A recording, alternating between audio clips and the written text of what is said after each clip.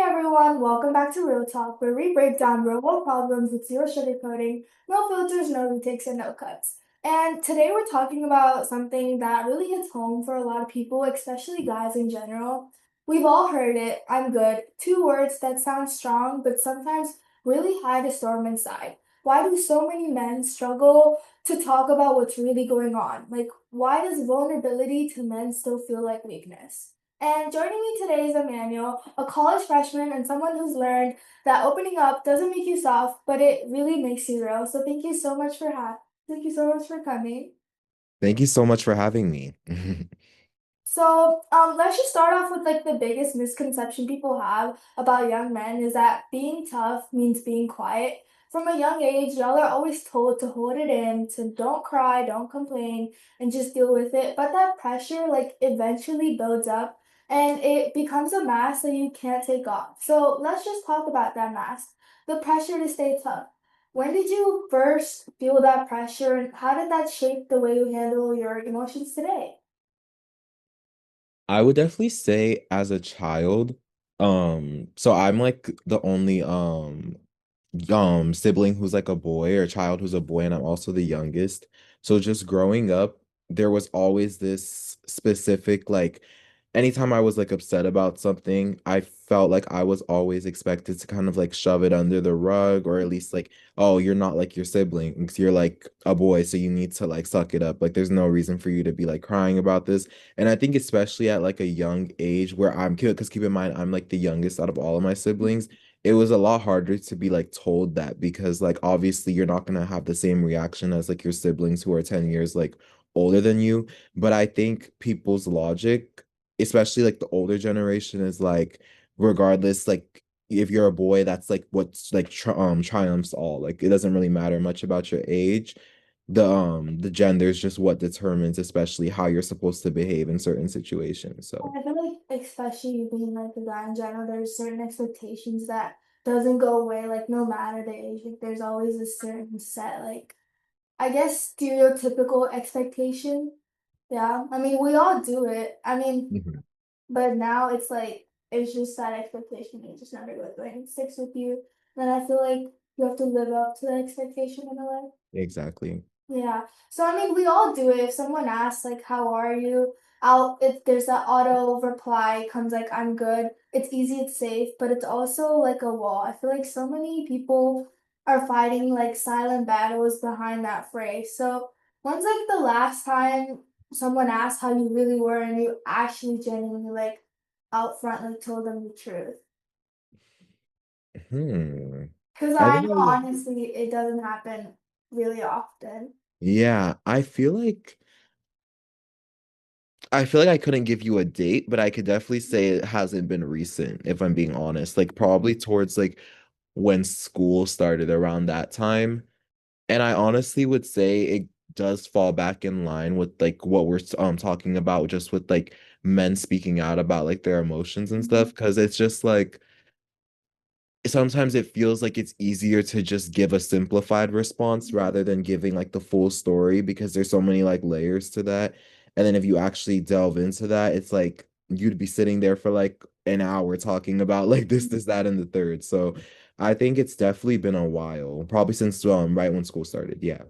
That's so real because I feel like sometimes we take like honesty like as oversharing because we're not used to hearing it. And also like especially when guys talk to other guys, there's just I from what I've seen and experienced, there's just so many times where both sides have not like felt or not like experienced men oversharing their feelings. So Mhm. it's just like an automatic like they don't share theirs. So like they just feel like, oh, like if I did vent, it would be like oversharing or that typical, Exactly. a mindset they've taken. But I want to talk about like the biggest illusion out there, not just for guys, but in general. Social media, we've all seen like the smiles, the gym pics, new cars, trips, success stories, but never the actual struggle behind it. So when you scroll through social media, what do you notice about how like guys present themselves and then you looking at like how really it is as being? I think this is interesting because I do think that I don't know. I think a lot of guys try to present themselves in a very fabricated way, like in a way that presents themselves, whether like we want to use the terms like nonchalant or like tough, like that, like there's like a certain way you're supposed to present yourself, I feel like, whether that goes through like for example, I feel like you don't see as much like guys like posting like little Instagram like stories with their friends, for example, as much as you would see with girls because it's like I don't know, there's just a certain like way that's like viewed that like you don't need to do that if you're a guy, but then regardless, that's just a simple part of like just having fun. So like I do think it's a lot more fabricated. I think guys are a lot more intentional about what they share because they don't want to come off in a certain way that's nitpicked or viewed Mhm. the way that they don't want to be perceived. Yeah, Yeah, I feel I agree with that because I feel like the second they share something, a little less, I guess, masculine in a way, that they're, showing their vulnerability in a way that gives someone, or they have that mindset that it'll give someone the chance to, portray them as something else. Because I feel like it's like everyone posting their best 5% and then hiding the rest. So you've exactly. got like silence in real life and then filters online, and then we wonder why, like, how we look at people through online perspective, and then when we actually see them in real life, like, it's like, wow, this person's completely different. But I do wanna change the narrative too, because obviously you're in college now, so things are a lot different than, high school life and middle school life. When now you're in college. So college is supposed to be like freedom, new friends, new experiences, but I feel like it also can be a little isolating, especially for guys who feel like they can't talk about their mental health, because in college mental health can really take a drastic change, like either positive or negative. So did college make it easier or harder for you to open up? I think I think weirdly enough, I think college has made it a little bit easier to open up only because a lot of people in college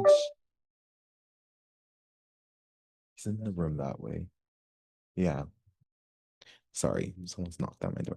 But I've noticed with college, a lot of people are undergoing a lot of similar emotions. So then when you catch each other feeling like similar types of ways, it's like easier to like bounce off of those like feelings. Because I've caught myself like talking to a lot of my friends just in general about how college has been. And I think it's different than like whenever you've like I think since we're all in like an adaptive period, it's just different than like normal in expressing your emotions because like since everyone's going through a similar change, I think everyone's a little more willing to like speak about that change, right? Whereas like I don't know, for example, when you get very comfortable in like a certain like environment, I think it just like doesn't feel as natural to talk about that change because it's like you don't think that everybody else is going through the same problems, if that makes sense. Mhm. That makes sense because like a lot of people have different experiences, different point of views, and also a lot of people have different ways on how they deal with their mental health or any issues they have, because not everyone can speak with it to other people. Some people are just fine with themselves, or come or they channel that into other things other than talking. But what helped you? You said you do open up. So what helped you start opening up, and what made you realize that vulnerability isn't like a weakness at all? I would say I think what helped me open up was just I think realizing that like not everyone has their stuff as much together as we all as you might think whenever like you arrive in college because I think for me the thing that hit me a lot was that I just felt like I was behind everyone and that like I don't know like I feel like I was going through a little bit of like imposter syndrome when I first got here but then like having the opportunity to just talk to my friends about how they were feeling as well made me just like realize like you're not the only one who's still figuring things out. And I think once you realize that like you don't have to be as much in your head about like all the emotions you have, whether it's like about whether the emotions are valid, whether or not you should express them, it's easier to actually like talk about them to other people and like be more like prideful about that in that sense. Like you shouldn't be like scared to like have these emotions because you realize that they're valid. You realize other people are having similar experiences. So I definitely say it was just through talking to other people and noticing that I wasn't the only one going through problems.